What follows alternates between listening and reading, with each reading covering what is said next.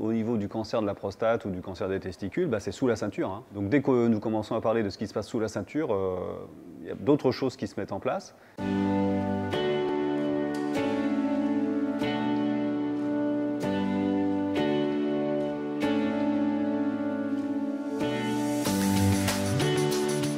Je voudrais leur dire que c'est normal d'être ému, que les émotions, il faut les vivre, il ne faut pas les refuser. C'est normal d'avoir peur, et que la peur est une bonne émotion, qu'il faut aussi la verbaliser et pouvoir dire aux gens que si vous avez peur, vous avez peur.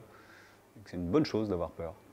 Parler des choses, lorsqu'en plus ça implique d'un côté l'idée de mortalité et d'autre côté l'idée de sexualité, c'est très compliqué. Je comprends que pour les hommes ce soit difficile. Néanmoins, j'invite à en parler, j'invite à désacraliser et à démystifier tout ça. Ce que j'aurais aimé avoir plus au début, c'était des informations sur les effets secondaires, notamment sur tout ce qui est en rapport avec la vie de couple, la sexualité, les fuites urinaires, d'avoir des choses plus précises là-dessus. Et puis je pense que le cancer de la prostate est vécu comme un cancer de vieux. C'est un cancer qu'on va tous avoir, tous les hommes, quand on aura 75 ans, 78 ans, et que c'est à peu près normal. C'est pas le cas pour tout le monde.